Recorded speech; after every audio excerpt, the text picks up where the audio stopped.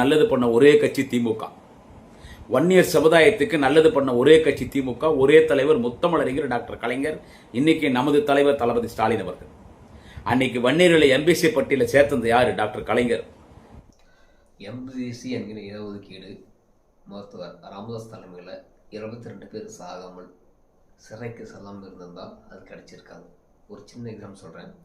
அம்பேத்கர் என்கிற ஒரு மனிதர் வரவில்லை என்றால் எஸ்சி/எஸ்டி மக்களுக்கு இன்றைய வரைக்கும் அடிமையாக இருந்திருப்பாங்க. இந்திய விடுதலை அடைஞ்ச பிறகும் அவர்கள் இன்னமும் சாதியின் அடிப்படையில் அடிமையாக இருந்திருப்பாங்க. அவர் எஸ்சி/எஸ்டி என்கின்ற சட்டத்தை உருவாக்கி அதில் படிக்க வச்சார். இன்னும் சொல்ல போனால் அதிகாரத்துக்கு வர வச்சார். இந்த பெருமை அம்பேத்கருக்கு மட்டும்தான் சேரும். இந்தியாவில் வேறு எவருக்கும் சேராது.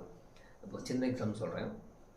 திராவிட முன்னேற்ற கழக ஆட்சி நடந்துக்கிறது. இந்த திராவிட முன்னேற்ற கழக ஆட்சியில் ஊராட்சி மன்ற தலைவியை தலையில் உட்கார வச்சுட்டு ஊராட்சி மன்ற துணைத் தலைவர் சேரில் உட்காராது.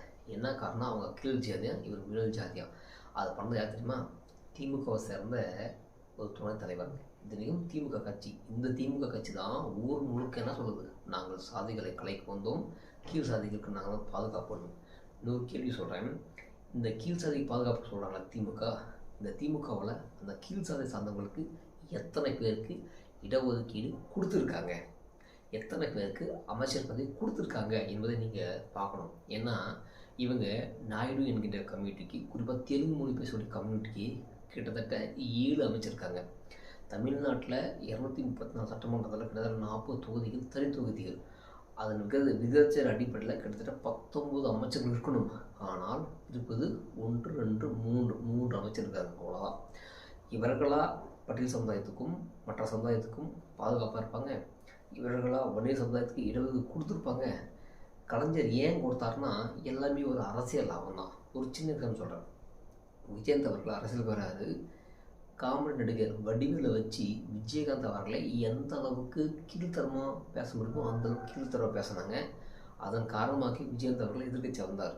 அதன் பிறகு மீண்டும் தான் ஆட்சிக்கு வரணும் என்பதற்காக எந்த விஜயகாந்தை கீழ்த்தரமாக பேச வச்சாரோ அந்த விஜயகாந்தை தான் கூட்டணிக்கு அழைத்தாலும் கூட்டணிக்கு வரல. அப்போ வராத போது இந்த கலைஞர் என்ன சொன்னார்? பழம் நழுவி பாலில் விழும் என்று எதிர்பார்த்தேன், அது சாக்கடை விழுந்துச்சு அப்படின்னு சொல்லுவார். நல்லா தெரிஞ்சுங்க. இவர்கள் கூட்டணி போனால் நம்ம நல்லவங்க, இல்லைன்னா சாக்கடை அப்படின்னு சொல்கிற அளவுக்கு ஒரு கீழ்த்தரமான மனநிலை கொண்டு வந்த கலைஞர் அவர்கள்.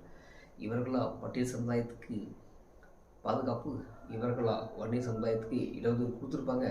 அரசியல் லாபத்துக்காகவும் தான் முதலமைச்சராக என்பதற்காக கொடுக்கப்பட்ட ஒரு போலியான நன்மை தான் இது.